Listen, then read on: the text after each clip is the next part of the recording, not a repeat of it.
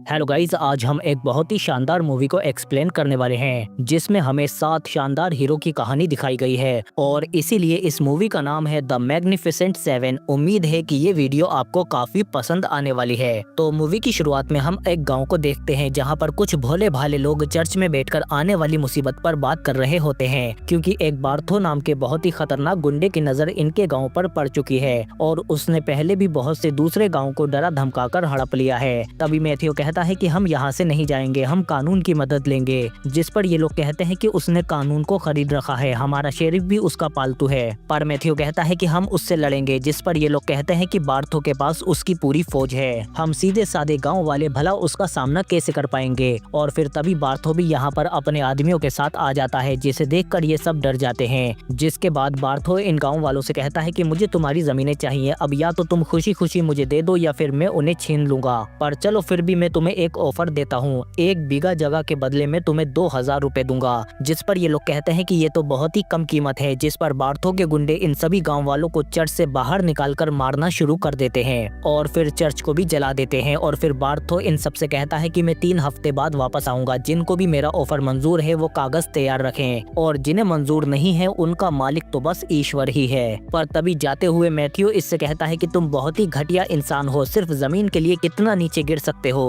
जिस पर बार्थो इसके पास आने लगता है, जिससे मैथ्यू की पत्नी बहुत डर जाती है। तभी बार्थो मैथ्यू को मार देता है और इसके आदमी बाकियों को भी अपनी गोलियों से छलनी कर देते हैं, जो भी आवाज उठाने की कोशिश करते हैं। और फिर बार्थो यहाँ के शेरिफ से कहता है कि इनकी लाशें कुछ दिन यहीं पर नुमाइश के लिए पड़ी रहने दो, मैं 3 हफ्ते बाद वापस आऊंगा। और फिर हम देखते हैं कि बेचारे गाँव वाले बेबसी से अपनों की लाशों पर रो रहे होते हैं, जिनमें मैथ्यू की पत्नी एमा भी होती है और इनका चर्च भी अब पूरी तरह से जल चुका है। और फिर इसके कुछ टाइम बाद हम यहाँ से दूर एक सैम नाम के काउबॉय को देखते हैं, जो किसी दूसरे गांव में आया है। पर यहाँ के बार में पहले से ही एक जोश नाम का काउबॉय भी बैठा होता है। तभी सैम भी अंदर आ जाता है और ये सीधा बार के मालिक के पास जाकर उससे कहता है कि मैं एक अपराधी को ढूंढ रहा हूँ, जिसने कुछ दिन पहले ही एक किसान और उसके बेटे की बेरहमी से हत्या कर दी और उसकी बीवी का बलात्कार। मैं उसी का बदला लेने आया हूँ और वो अपराधी कोई और नहीं तुम हो। जैसे ही इसके आदमी हरकत करते हैं तो सैम बिजली की रफ्तार से इन सभी को निपटा देता है। जिसके बाद बारटेंडर कहता है कि मेरे बीवी बच्चे हैं, पर सैम इसे मार देता है कि तेरे बिना वो ज्यादा खुश रहेंगे। जिसके बाद बार के सभी लोग यहाँ से बाहर भाग जाते हैं, पर जोश नहीं भागता।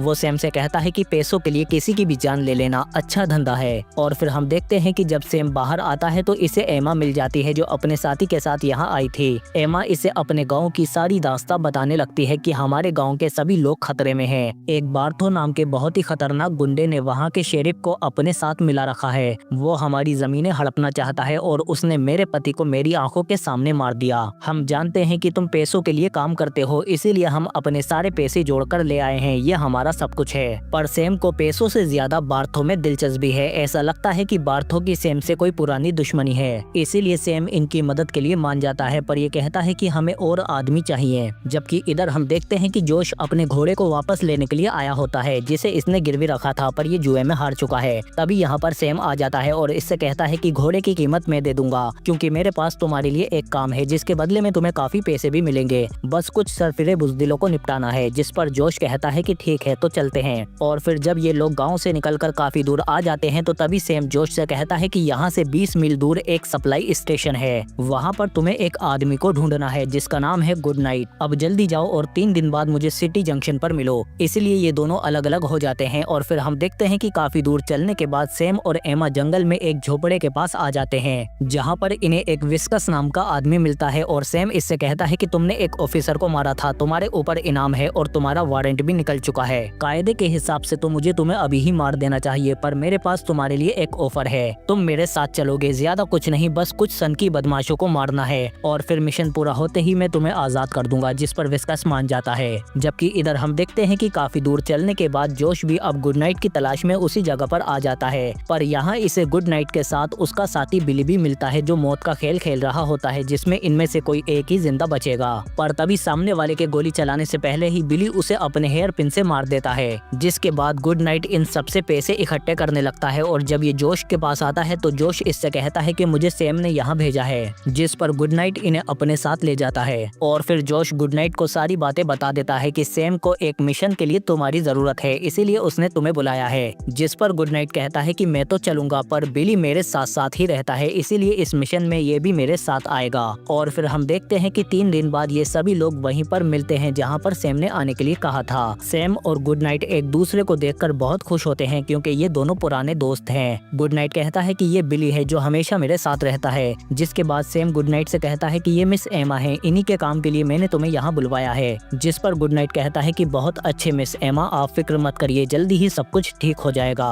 जबकि इधर जोश विस्कस को देखकर कहता है ओ तो यहाँ एक मैक्सिकन भी है। और फिर हम देखते हैं कि अब तक सैम ने अपने साथ 4 बहुत ही बेहतरीन योद्धाओं को जोड़ लिया है। अब ये 5वें साथी के लिए जैक हॉर्न नाम के बाउंटी हंटर को ढूंढने के लिए जा रहे हैं। और जल्दी ही जब ये लोग वहाँ पर पहुँचते हैं तो यहाँ पर इन्हें जैक हॉर्न की जगह 2 आदमी मिलते हैं जिनके पास जैक की बंदूक होती है और ये कहते हैं कि हमने जैक को मारकर पहाड़ से नीचे फेंक दिया है। उस जैक हॉर्न ने अब तक 600 आदिवासियों को मार दिया है, पर आज हमने उसे मार गिराया जिसका हमें बहुत मोटा इनाम मिलेगा। पर तभी जैक हॉर्न भागता हुआ यहाँ पर आ जाता है और ये गुस्से में जल्दी ही इन दोनों को मार गिराता है और कहता है कि इन दोनों पिल्लों ने पीछे से मेरे सर पर पत्थर मारकर मेरा सारा सामान लूट लिया। जिस पर सैम कहता है कि हमें ऐसे लोगों की तलाश है जो बोर्थो नाम के दरिंदे से लड़ सके, मुझे उम्मीद है कि आप हमारी मदद जरूर करेंगे। जिस पर ये कहता है अच्छा ठीक है, वैसे भी मेरे पास काम नहीं है, इसमें पैसे तो मिलेंगे ना। और फिर हम देखते हैं कि जल्दी ही ये सब लोग एमा के गांव की तरफ जाने लगते हैं, पर जल्दी ही रास्ते में रात हो जाती है, इसीलिए ये एक जगह पर रुक जाते हैं। और फिर जब गुड नाइट सैम से मिशन के बारे में पूछता है तो सैम बताता है कि इन बेचारे गांव वालों के पास जो कुछ भी था वो सब दांव पर लग चुका है। जिस पर गुड नाइट कहता है कि आज तुम्हारी बहन भी इसी की उम्र की होती, ये मिशन पर्सनल तो नहीं है। और फिर जब सुबह होती है तो ये लोग देखते हैं कि यहाँ पर एक खतरनाक आदिवासी इनकी ओर ही आ रहा होता है। ये लोग चारों तरफ देखने लगते हैं, पर सैम कहता है कि रुको, मुझे इससे बात करने दो, मुझे इनकी भाषा आती है। और फिर जब सैम इसके पास जाकर इसे बताता है कि हम एक बहुत ही पाक मकसद के लिए जा रहे हैं, हम मासूम लोगों की जान बचाने के लिए जा रहे हैं, तुम्हें हमसे कोई खतरा नहीं है। तभी आदिवासी नीचे उतरता है और अपने शिकार का एक टुकड़ा काटकर सैम को खाने के लिए दे देता है। और फिर सैम अपने आदमियों के पास आकर कहता है कि वो हमारे साथ है, बंदूक के नीचे कर लो। और फिर हम देखते हैं कि ये लोग फिर से गांव की तरफ जाने लगते हैं और इस रेड नाम के आदिवासी के जुड़ने के बाद से अब सैम समेत 7 जाबाज योद्धा हो चुके हैं जो उन गांव वालों की मदद के लिए जा रहे हैं। पर जैसे ही ये सब लोग गांव की तरफ आते हैं तो गांव वाले अपने अपने घरों में घुस जाते हैं और शेरिफ बार्थो के आदमियों के साथ सैम को बाहर ही रोक लेता है और कहता है कि हथियारों के साथ अंदर आना मना है। जिस पर सैम कहता है कि मैं जानता हूं कि तुम किसके पालतू हो, इसीलिए अपने मालिक बार्थो से जाकर कह दो कि अगर उसे ये गांव चाहिए तो मेरे पास आकर ले ले। पर ये कहता है कि तुम जानते नहीं हो कि वो क्या कर सकता है। और ये जैसे ही अपने आदमियों को इशारा करता है तो तभी रेड पीछे से उसे मार देता है। अब बार्थो के आदमी खुद चारों तरफ से घिर चुके हैं क्योंकि सैम के साथियों ने चारों तरफ से मोर्चा संभाल लिया है। दोनों पार्टियां आमने सामने लड़ने के लिए बिल्कुल तैयार होती हैं। सैम अपने घोड़े को यहाँ से भेज देता है और फिर तभी ये एक दूसरे पर अचानक से गोलियां चलाना शुरू कर देते हैं। और हम देखते हैं कि सैम और उसके साथी इतने ज्यादा तेज हैं कि बार्थो के आदमी इनके आगे टिक नहीं पा रहे क्योंकि सैम के एक एक आदमी का निशाना बिल्कुल अचूक है। और जैक हॉर्न तो एक जंगली भालू की तरह इन्हें मार रहा होता है, पर गुड नाइट के साथ कुछ गड़बड़ लग रही है। जबकि जोश और बाकी लोग चारों तरफ से अच्छे से मोर्चा संभाले हुए होते हैं और बिली भी बिजली की रफ्तार से अपनी नाइफ से इन सभी को मार रहा होता है। और बाहर हम देखते हैं कि जोश तो अच्छे से सभी दुश्मनों को चुन चुनकर मार रहा होता है, पर गुड नाइट किसी बात से काफी घबरा रहा है। और अब बार्थो के लोग भी यहाँ से अपनी जान बचाने के लिए भागने लगते हैं, पर ये लोग उन्हें भागने भी नहीं देते। और इधर मैक्सिकन विस्कस भी अपनी पूरी फॉर्म में होता है और इन दुश्मनों को दौड़ा दौड़ा कर मारता है। और ऊपर से रेड भी किसी को बाहर भागने नहीं देता।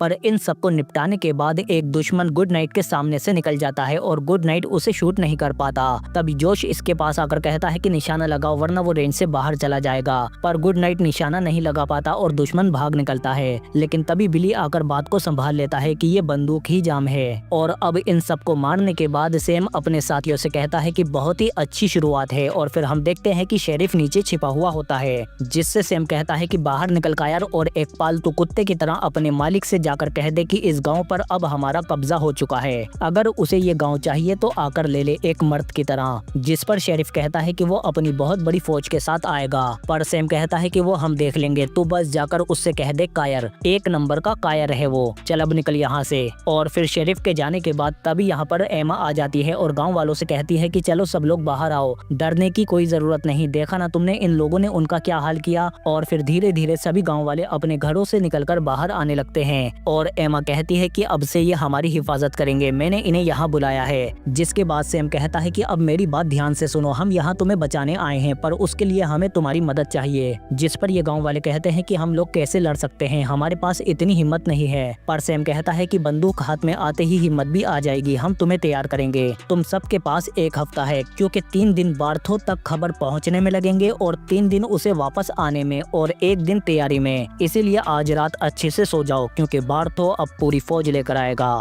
और फिर रात को हम देखते हैं कि ये सब लोग अच्छे से खाना पीना करते हैं, पर अगली सुबह होते ही कुछ गांव वाले यहाँ से भागकर जाने लगते हैं। जिस पर ये लोग कहते हैं कि हम लोग इनके लिए ही यहाँ पर आए हैं और यही हमें छोड़कर जा रहे हैं। पर तभी हम देखते हैं कि एमा के साथ बचे हुए गाँव वाले अपने हथियारों के साथ लड़ाई के लिए तैयार हैं और फिर जोश और बाकी लोग मिलकर इन्हें निशाना लगाना और लड़ने की ट्रेनिंग देना शुरू कर देते हैं। पर इतनी ट्रेनिंग के बाद भी इनमें से किसी का निशाना भी ठीक नहीं बैठ रहा। गुड नाइट लगातार इनसे प्रैक्टिस करवाता है, पर फिर भी इतने सारे लोग मिलकर एक निशाना नहीं लगा पाते। जिस पर गुड नाइट को गुस्सा आने लगता है। तभी जोश आकर कहता है कि अगर आप जैसा कोई माहिर निशानेबाज इन्हें निशाना लगाकर दिखाए तो इनमें कुछ हौसला जरूर आएगा। जिस पर गुड नाइट कहता है ठीक है, लाओ बंदूक। और फिर जल्दी ही गुड नाइट तीनों टारगेट पर एकदम सटीक निशाना लगाकर सबको हैरान कर देता है। जिसके बाद जोश इन सबसे कहता है देखा, तुम सबको भी ऐसा ही करना है। और फिर इसके बाद हम देखते हैं कि ये सब मिलकर योजना बनाते हैं कि अगर हमारे ये नौसिखिए 10 मीटर की दूरी से भी निशाना लगा पाए तो काम बन जाएगा, पर इसके लिए हमें काफी गोला बारूद चाहिए।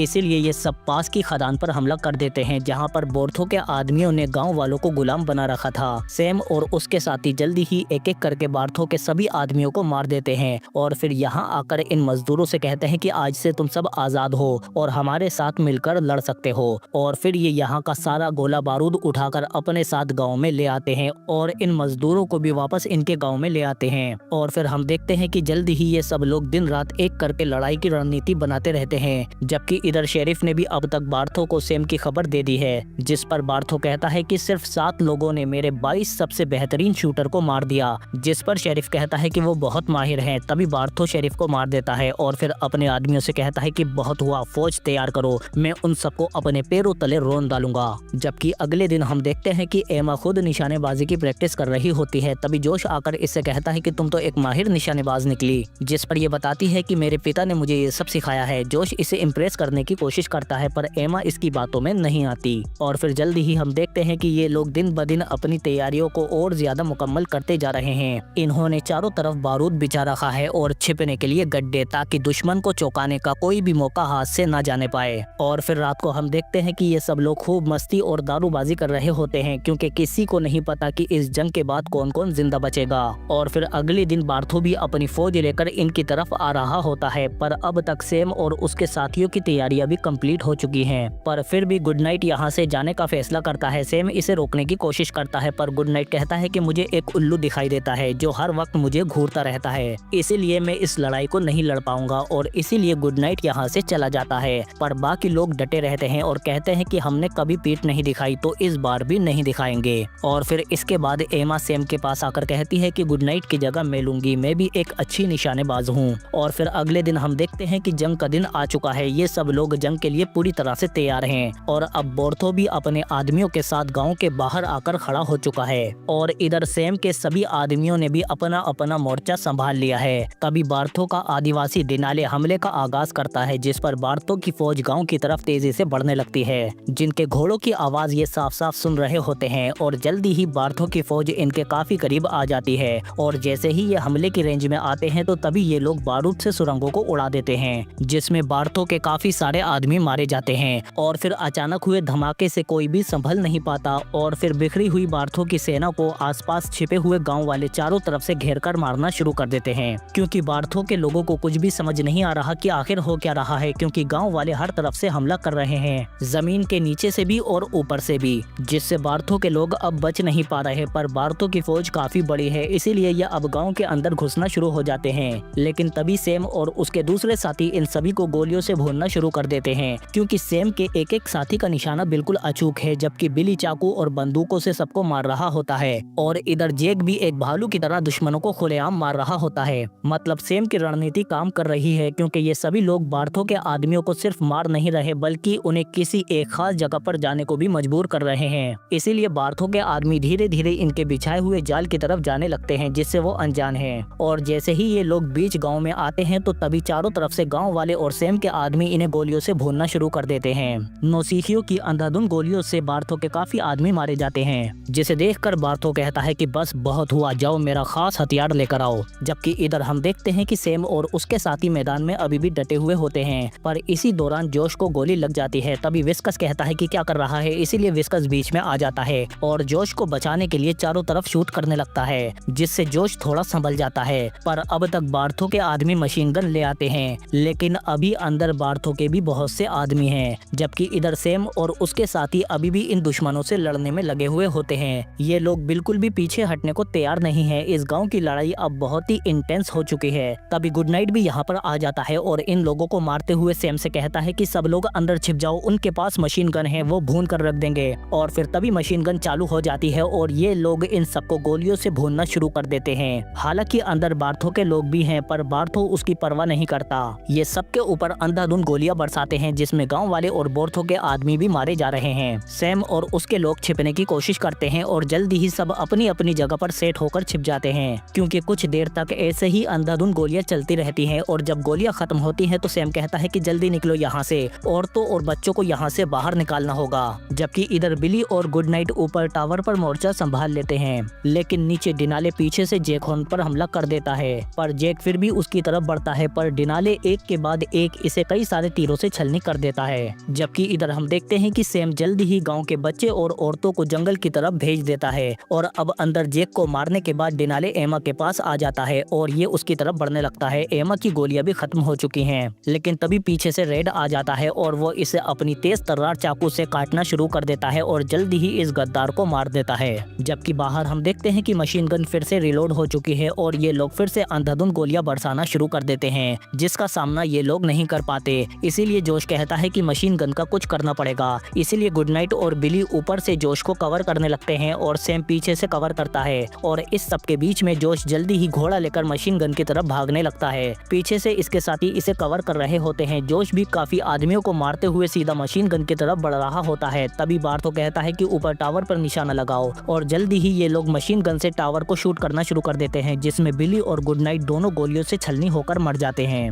पर अब तक जोश काफी करीब पहुंच चुका है, लेकिन एंड टाइम पर यह भी गोलियों से जख्मी होकर नीचे गिर जाता है। लेकिन अब ये मशीन गन के पास होता है, इसीलिए ये मरते मरते भी आखिरकार बॉम्ब से मशीन गन को उड़ा देता है। मशीन गन तबाह होने के बाद बार्थो कहता है कि कोई बात नहीं, अब तक वो सब मारे जा चुके होंगे। इसीलिए यह अपने बच्चे कुछ साथियों के साथ जैसे ही गाँव के अंदर आता है तो तभी सैम इसके आदमियों को मार देता है और खुद बार्थो के सामने आकर खड़ा हो जाता है। बार्थो जैसे ही गन को हाथ लगाता है तो सैम उसे शूट कर देता है, जिसके बाद बार्थो भागने की कोशिश करता है, पर सैम इसे लंगड़ा कर देता है। इसीलिए बार्थो अपनी जान बचाने के लिए चर्च के अंदर जाता है, लेकिन सैम वहां आकर इससे कहता है कि तुझे मैं याद हूँ, सालों पहले तूने एक ऐसे ही गांव को उजाड़ा था। तूने मेरी माँ की इज्जत लूटी और मेरी बहनों को फांसी पर लटका दिया था। तूने मुझे भी फांसी पर चढ़ाया, पर मैं बच गया। और फिर ऐसे ही सैम इसका भी गला घोटने लगता है, पर बार्थो अपनी सीक्रेट बंदूक निकालकर इसे शूट करने ही वाला होता है। तभी एमा पीछे से बार्थो को मार देती है। आखिरकार किसी का बदला तो पूरा हुआ। और फिर जब सैम बाहर आता है तो ये गाँव वालों के चेहरे पर खुशी देखकर बहुत खुश होता है, पर इसमें बहुत से लोग और इसके 4 साथी भी मारे जा चुके हैं। अब सिर्फ ये 3 ही बचे हैं, लेकिन जाते हुए गांव वाले इनका बहुत शुक्रिया अदा करते हैं और ये तीनों यहाँ से अपने अगले सफर की ओर निकल जाते हैं। लेकिन गांव वाले उन चारों मैग्निफिसेंट योद्धाओं की समाधि अपने ही गाँव में बनाते हैं, क्योंकि ये सातों उन मासूम लोगों के लिए लड़े जो खुद अपनी लड़ाई नहीं लड़ सकते थे। इसीलिए ये कहलाए द मैग्निफिसेंट 7। और इसी के साथ ये मूवी यहीं पर खत्म हो जाती है। पर आप इस वीडियो को दबाकर लाइक और शेयर करो और कमेंट में हमें जरूर बताओ कि आपको ये मूवी कैसी लगी। और जाते हुए हमें सब्सक्राइब भी कर लेना। हम मिलते हैं आपसे अगली वीडियो में।